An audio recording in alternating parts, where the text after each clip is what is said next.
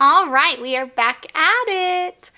Hi friends, and welcome to my channel. Today I'm going to be sharing with you the 9 books I want to get done before the end of 2023. It's gonna happen this time. So let's get into it.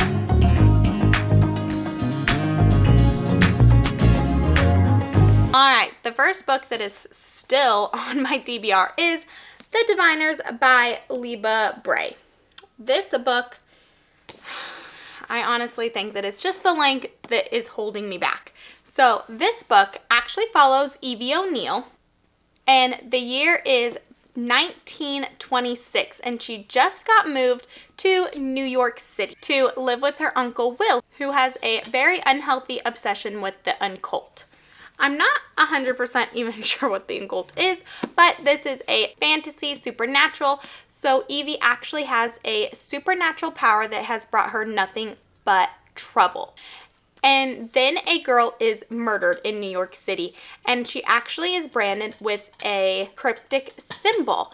And that is when Evie decides that maybe her supernatural power isn't so bad after all, and it might help her catch a killer. This book is supposed to be dark, it's supposed to be evil. Says, do you believe that there are ghosts, demons, and diviners among us? I really need to get to this one, guys. That's all I have to say. The next book that I'm super excited to get to this year is Six of Crows by Leigh Bardugo. This book sounds so amazing. This book I've actually been putting off for quite some time. I've had this book for a very long time. This book is actually about the greatest heist ever. This book is supposed to be super good on audio, but I think I'm just going to read it. And this book says that Kaz is offered a chance of a deadly heist to make himself richer beyond his wildest dreams, but he uses a convict thirsty for revenge, a sharpshooter who can't walk away from a wager, a runaway with a privileged past, a spy known as the Raft, a heartrender using her magic to survive the slums, and a thief with a gift for unlikely escapes.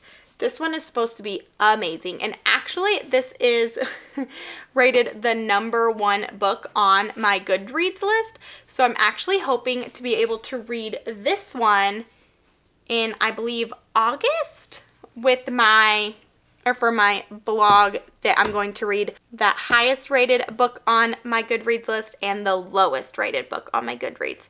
So I can't wait to get to that one. My next book here is The Fire in the Glass by Jacqueline Benson.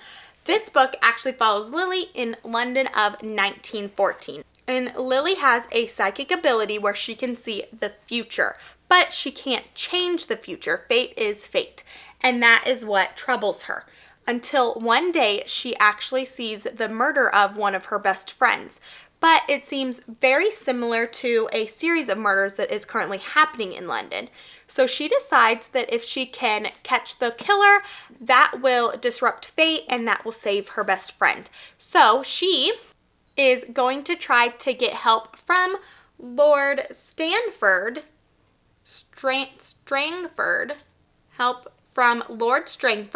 because he has an unusual power as well. But she wants his help finding the killer, but she doesn't actually know if she wants to tell him about her psychic ability because she doesn't really know if she can trust him yet. I am so ready to just jump into this, but it makes me so nervous because it's so long.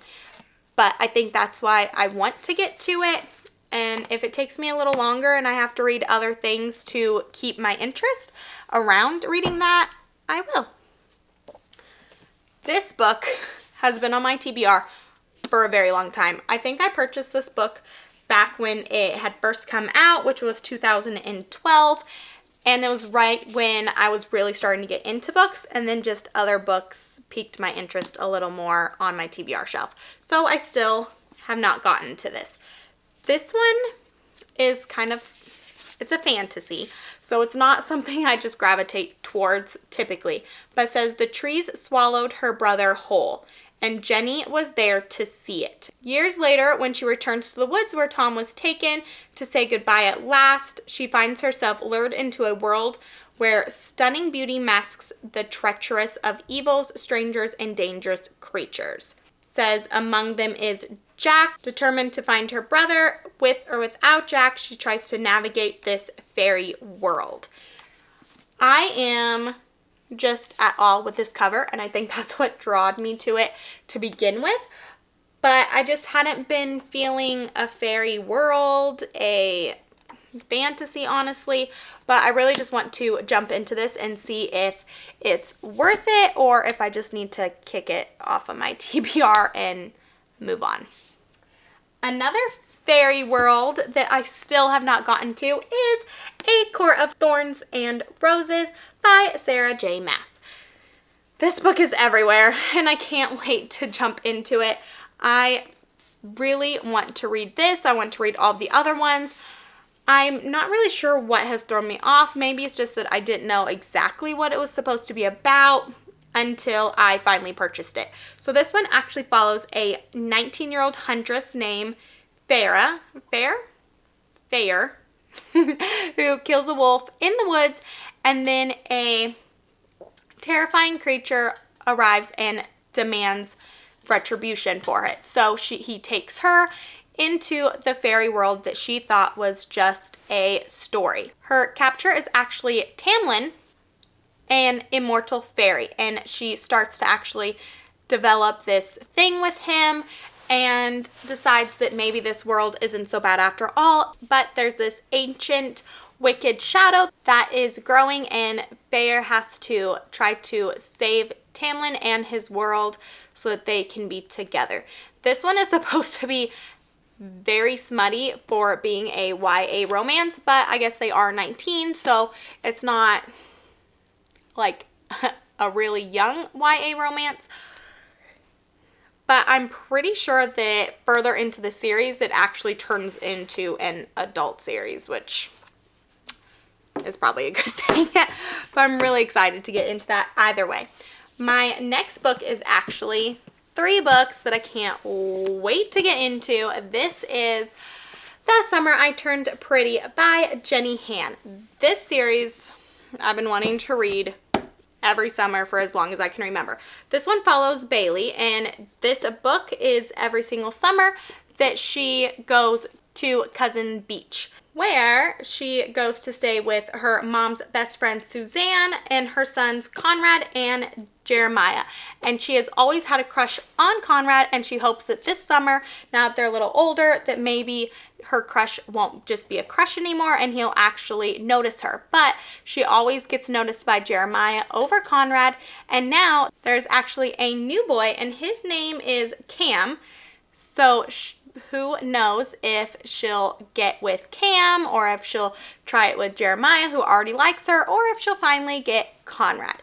I have not watched this season because I didn't want to start it last summer, because I didn't want to jump into the season without reading the books first. So I really want to just devour all 3 of those so that I can watch the season. We're almost done. My next one, of course, is American Royals by Catherine McGee. This was in one of my TBRs. I'm not sure which one anymore, but this one is Descendants of George Washington, the Washingtons, and they are actually the royal family of America. So this is going to show us what it'd be like if the United States actually had a royal family. This one says that they're hiding romance and scandalous secrets too. So we have the heir, which is Princess Beatrice, who knows her duty is to the crown before anything else. The spare, which is Princess Samantha, who just wants to party hard. The schemer, Daphne, wants the crown to be hers no matter what. And the commoner, Nina, who is the girl that is in love with a prince, and she's about to be the main star of the show. So I cannot wait to read this. It looks so good, and I've just still been so drawn to all of these royals. Caraval by Stephanie Garber is, of course, on this list of ones I need to finish by the end of this year. I am no longer putting this bad boy off. This actually follows Scarlett and Tella. They are both sisters, and Scarlet is going to be married off by their father, so they need to be invited to Caraval, this once-in-a-lifetime show that lets the audience participate in the show. So Tella, knowing that this is their last chance before Scarlet is shipped away, gets them invited. But when they get there, Tella is actually kidnapped by the mastermind Legend. And then Scarlet figures out that Tella is actually the main focus of this year's game, where whoever finds her wins, and if you don't find her, she's gonna be lost forever. So Scarlet knows that it's supposed to just be a game, but she's terrified. This is supposed to be a game thrown into love, heartbreak, and magic. So we will see. It says, remember, it's only a game, Caraval. But I can't wait to read this one and the other ones, but I really want to make sure that I get to this one at least by the end of the year. I actually thought that that was going to be one of my highest rated books on my Goodreads, but it wasn't. It was really close up there, but Six of Crows beat it out. Kingdom of the Wicked by Carrie Maniscalco is another one of those books that I've had for a while. I started to read it and kind of stopped because I think my problem was that I was listening to the audiobook and got a couple chapters in and I wasn't feeling it.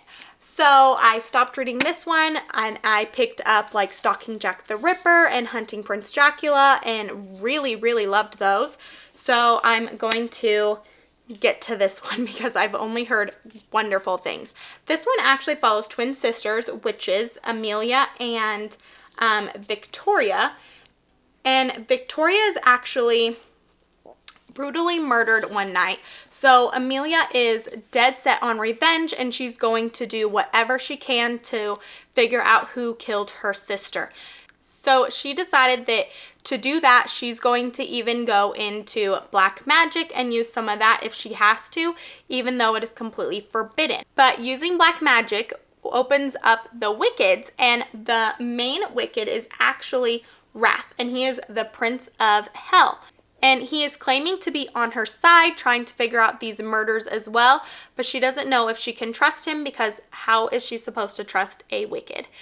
I can't wait. Cannot wait. I keep saying it, but it's true. Can't wait to jump into that. I really think I'm just going to physically read it though, instead of trying to audiobook it. I mean, with two little girls, audiobooking is kind of easier for me, but I'm ready to just get into that one physically and hopefully it vibes with me a little more, not being audiobooked. Sarah Addison Allen wrote Other Birds, and this one is an adult realism book, magical realism book, and I actually talked about this one in, I believe, my summer TBR, but I still can't wait to get to it. I really need to find something else to say to you guys. Anyways, this one follows Zoe, and her mother has passed away, but she lived in this building called the Delawisp. I don't know why I can't pronounce that. The Delawisp building that has 5 apartments in one building. And it's named that because of all these little turquoise birds that inhabits the building along with the humans. So when Zoe gets there to clean out her mother's apartment, she meets all of her mother's old neighbors. One neighbor is a grieving chef. You have 2 middle-aged sisters, a girl on the run, and 3 ghosts. And the first night she is there to clean out her mother's apartment, one of those neighbors ends up dead.